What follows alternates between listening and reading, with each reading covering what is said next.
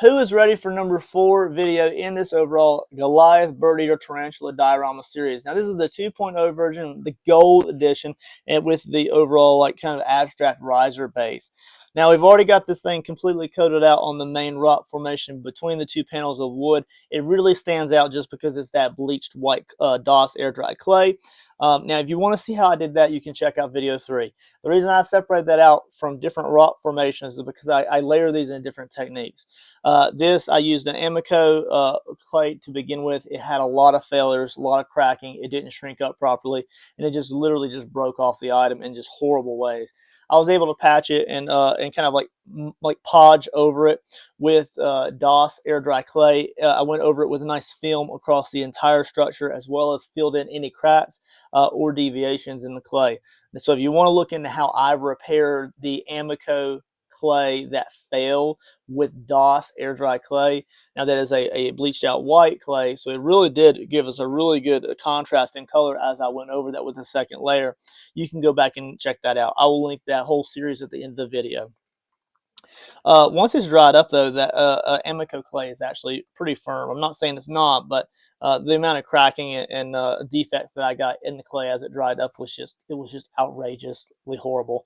The DOS air dry clay shrunk up properly, and it shrinks and tightens up the way it needs to. So it's just a different grade of clay. Now the top part is what we're going to be working on in this video. So just as you can see, it has a white core here, and then it has a terracotta outside. Now this is because I used 2 different types of clay here. I did not originally anticipate using this. I wanted to use the 10 pounds of Amico that I had purchased for all the rock formations, and it just did not work out that way. So one thing you'll notice is it's white and then terracotta. The terracotta is Sculpey air dry clay. It's a really great quality. I did get a little bit of cracking here and there. That's just naturally going to happen. We're going to fill it in with a bunch of Mod Podge and paint layers, so all of those will be strengthened up with other bonding layers later. So I'm not really worried about that. We also went ahead and sculpted the out of the foam, because I did use a foam base. We sculpted the overall water feature that the customer wanted. So there's going to be a little frog and a water feature. Same thing we did the first one. It'll be a little bit different shape, different design. And then before I actually went over the top part of with the terracotta Sculpey air dry clay, I actually did a plaster pour over this. And the reason for that is because I used a bunch of scrap foam that I had in the outdoor studio from other projects and things. Instead of wasting those like semi-large pieces of like foam, like for instance like that, it's not big enough to go across the whole top of it, but it's big enough just to kind of cover a little bit of it. And you'll see that in the video in just a moment. But I went through all those pieces of foam with the plaster, and it really just strengthens everything. It's kind of like a stepping stone effect through the yard, where there's dirt between the stones, so those stones don't really have a lot of room to shift. So it's just a little bit of a different technique. Plaster is very cheap, and it's easy to use it as a fill medium. So let's go ahead and break down into the studio here, and let's just have some fun building up this layer into like a nice rock texture. Let's get to it, guys. All right, you guys, let's jump straight into the studio here. Now, we're going to begin on the outside studio just with some highlight clips. This is the outdoor workshop where we're putting this awesome diorama base together with some XPS foam. We used a hot wire cutter as well as the Proxxon saw, Gorilla Glue, as well as those threaded rods to completely build this entire base. We've already went over the bottom with the Amico and the DOS air dry clay. You can check out that video in the rest of the series, so you can always go back and check that out if you like to. Now, in this video, we're focusing on this top part here, and we're using this piece of pre-cut XPS foam and kind of trimmed it down with the Cool Top hot wire cutter handset. So we've already cut this down to our perfect size here, and we're going to go ahead and just add a little bit more to it. Now, I also have those threaded screws on the very top. We're going to go ahead and create some little divots here for these little screws to fit down onto. And I'm not really worried about the third one there because it's going to kind of be underneath the water feature. But we'll get to that in just a moment.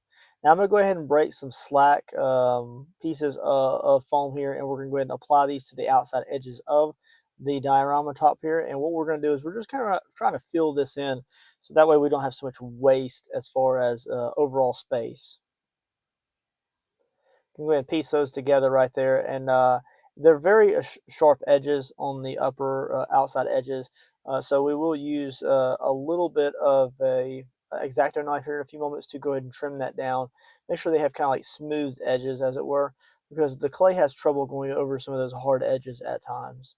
We're using just our spray bottle here and a little bit of Gorilla Glue. And we're going to go ahead and glue this into position just on our general shapes here before we actually trim this down, before we start with any of the clays and so forth. Applying that water there and then the Gorilla Glue, and then just kind of layering that in there. Looking pretty good, you guys.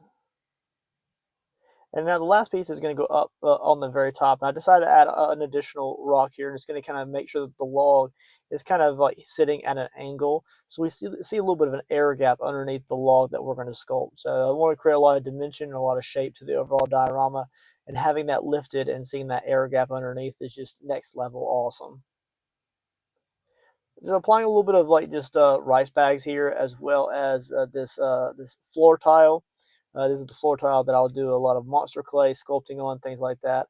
And we're going to use this to kind of pack down or weigh down the foam on the very top, so that way it can go ahead and get cured up in the next few hours or overnight before we can go into any of the next stages here. A little bit of touch-up work there with some of the Gorilla Glue.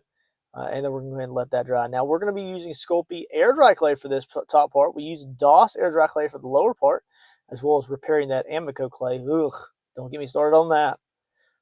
So this is the Sculpey Airdry clay, and this is a terracotta. So we're going to see a significant difference in our overall color combination than we did previously with the white bleached out DOS Airdry clay.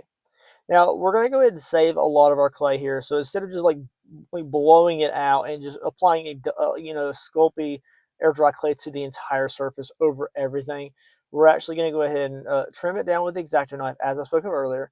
But what we're going to do is we're only going to create like a dam effect on the outside edges of the rock formation with the Sculpey original.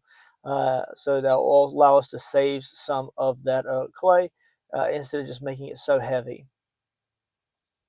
As you can see, we do have a lot of separation in our foam pieces. That's not necessarily a bad thing.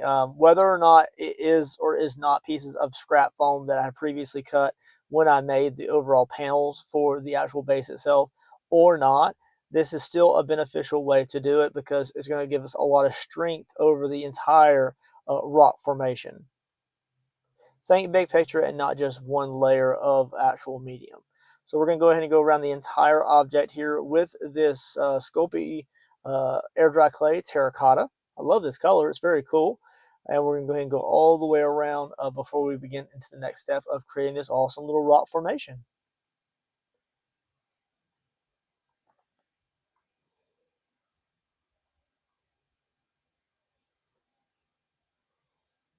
Being firm, just to make sure that I kind of push that into all of these nooks and crannies, like any kind of space between the foam pieces.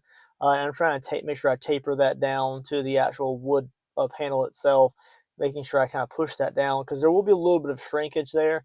And we just want to make sure that it looks as uniform as possible. And then we don't have to do so much repair work later on down the road if things were to kind of be more visible along the outside edges than I'd like for it to be. I want there to be a nice taper between the clay and the actual wood formation and not such a big air gap. Building up that dam there. We're going to go ahead and do this all the way around. There we go. Now we're not texturing it at this point. We're just kind of like throwing it on there and blocking it in. And then we'll get to texturing in the next stage.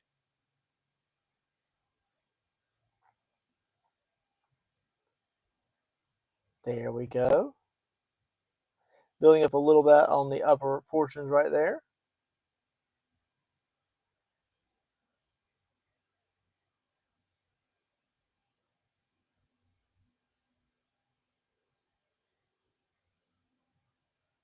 Now, at this point in time, I'm not actually going over the entire rock formation, but I am giving just a little bit of variation. So I'm taking some of the little clay pieces and just kind of pushing them up and then onto the top parts of the rock.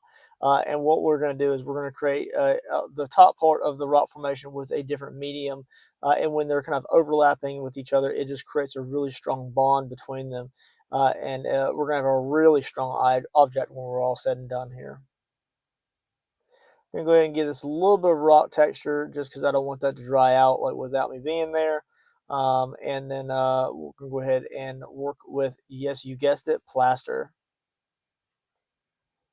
All right, so I actually did something a little bit different. Usually, I'll just mix my plaster in like a Tupperware container, and I'll just kind of pour it in. Because I'm trying to get it like to inject, I want to inject it into all of these like cracks along the entire rock formation between all these foam pieces. We're going to use this to fill it in and give us this first layer of rock formation. So I have this in just a gallon of baggie. I'm going to cut the tip off of it, and I'll make sure that I had the consistency of plaster that I want before I went ahead and started to squeeze this out. We're going to use this just like we are like using it to make batter or cookies or anything that uses batter like a cake. And we're just going to go ahead and squeeze this into all of these nooks and crannies here. Being very firm here to make sure I get that down into the crevices all the way. It kind of fills it out so that if there are any kind of air pockets under some of those raised edges, then it won't be so noticeable at all. Pushing that in there, and I'll use my finger to kind of smooth that out a little bit.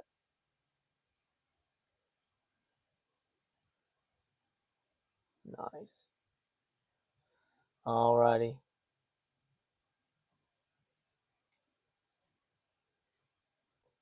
Now we're just gonna use the tip of my finger here to kind of like push it in a little bit and just smooth it out until I'm just happy with the overall texture. As it dries up, you could change up its texture and change the way it's shaped and add water and so forth like that. But we're gonna keep this very organic and just very bare bones as far as sculpting process. So we're gonna go ahead and just continue filling this in until I'm just really happy with its overall fillage.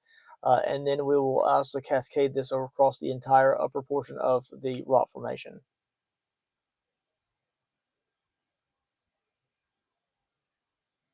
It's very satisfying doing this process, especially just because it's just truly easy. Instead of just like using a spoon or a knife or something and like caking in there, I'm actually just using this little gallon baggie, and it's a really fun process. I mean, it's kind of like geeky, and it's kind of just like really, what are you using it for? What are you doing?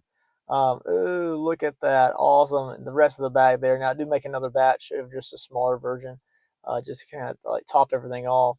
But we're going to get as much out of that as we can, and we will smooth that around. But again, like I said before, it's just a very fun process. As you can see, it's just really cool to work with, and it may not be Play-Doh, but it's kind of like equivalent as far as just how fun it is to work with. Smoothing that existing plaster out onto the tops of the rock formations there, and then depending on the next few processes of the project depends on whether or not I want to add more texture to particular areas or not.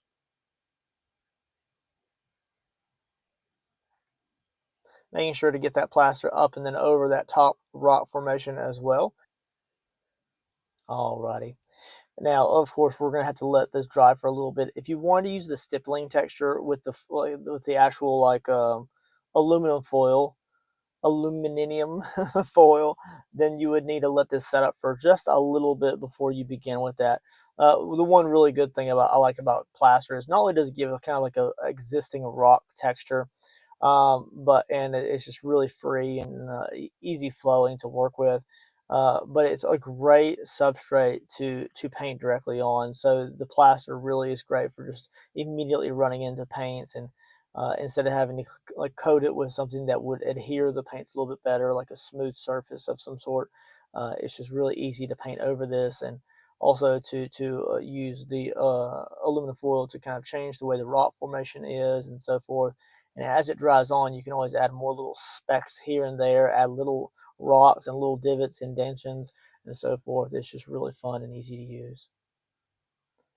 I think I've used plaster a few times here on the channel, and I do have two very large containers of this. And this is the almost the bottom of the barrel in the very first container. The other one is kind of sitting in the studio, and then I'll just pull it out when I need it. Just pour something into like a Tupperware container, or this in this situation a gallon baggie. Apply however much water I want to get the consistency, and then just go to town having fun. Anytime I can use the plaster, I will do so. Maybe it's a sort of technique that people don't really see very often, but it's definitely fun and it's enjoyable. All right, so this is before it's dried here, and I just want to kind of show you the difference between like when it's wet and then it's dry. It really doesn't have a ton of shrinkage, and it really just holds its shape quite well. I'm really happy with the overall color of it, and the comparison between the terracotta and this white plaster. It allows us to know what exactly is which kind of typical item, where we blended them and kind of tapered them and feathered it here and there. We're going to now go over the existing plaster that we've already worked with a little bit more Sculpey air dry clay, and we're going to work our way around the top of this diorama until we get just really truly satisfied with the overall shape in general. All right, so we're just going to push this into all of these kind of nooks and crannies here. And what I'm trying to do is I'm just trying to create like just a nice little bowl shape here, while giving it a little bit of that texture here. I know I don't want to go over the plaster 100%. I just don't want to do that. I do believe there are some really cool shapes and swirls in the actual plaster that I would like to save. But that's the great thing about this process is because we're using the two types of mediums, we get different results in the overall kind of like textures that you have across the whole rock formation. And without even trying, you're able to get really cool overall shapes and designs. And as you build multiple layers and go over it again with different like techniques, you get a lot of variation. And the great thing about this is you just really don't get the same rock texture results like time and time again. So, for instance, if another customer orders this diorama, theirs may look slightly different, if at all small differences, than the one previous.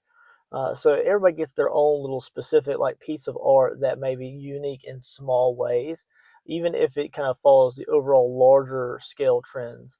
Now we're really zooming through this here. Now I'm really trying to like cake on little large pieces of clay, and I'm really creating a lot of like little rocks here. We're going to even go across the top part rock here, where it's kind of like raised up away from the actual level of the top rock formation here. And we're going to go ahead and kind of give it more roundness, a little bit more shape to it to make it feel like it's actually a rock sitting on top of a rock, as it were. And when we come in later on down the road with our dirt flocking and our mossy layers and all sorts of fun like organics that we're going to create from scratch, let's get to that. You know what I'm saying? Because it is going international, you can't use any kind of like existing organic matter. It needs to be all from scratch. So with this, you're getting so many different levels of texture and just it's just a really great process. Rounding out the top part of that rock there, see how it completely changes the shape of it. And when we come in to paint that, we'll kind of be able to see that it's a little bit of a separate rock formation than the one below it. It's really cool. All right, so we're kind of coming down to the nitty gritty here, almost the end of the sculpting process here, and it's more so just like texturing the rock formation. So it kind of blends, even though it is like different shapes and different levels of density of clay over the plaster, and a lot of levels, as it were. We want to make sure that we're able to get some of the overall same textures with the aluminum foil that we had got previously. So that way it kind of just blends with that outside edge or like the outside crown of the rock formation. And that's why we're going to go over it with the same handy dandy, very intricate, very expensive aluminum foil. Not too expensive, but it is absolutely awesome. And of course, you can always ball this aluminum foil up and throw it off to the side in like a gallon baggie, which I do collect of these when I do use them. And you can use them as cores for other sculpting projects. So never waste anything. Always reuse what you have, and then and you can repurpose it when you need to. Now, one thing during the overall process here, I had a little hole that was created for some reason. The plaster didn't get into it, or and it was just like a little hole underneath the foam there. And I thought it was just really cool, and I decided to actually just leave that in there. So there's a little micro hole right there on the back side of the rock formation, and I think that once I get a lot of the flocking put on there, it's just going to be a little like just intricate, like small detail that's just going to kind of show through. And I just thought that it was really cool and fun.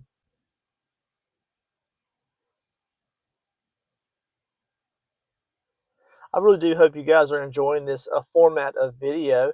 I knew that I was going to start creating less and less like multi-video series for my YouTube channel, since I have like capped and went over 500 pieces of content. It was really easy for me to reach that 500 video cap, because I do create so many multi-part series for different projects. So it's really easy for me to reach that milestone. But as I move forward, I kind of probably will start to consolidate a lot of these projects down into solo videos. And I just think that's the natural progress of a lot of channels, is to kind of just consolidate it down. And although some of those videos may run a little bit longer, depending on how big the project is, it'll be just a little bit easier for people to find the whole project and not just pieces of it here and there, or have to visit like a playlist to see the entire project.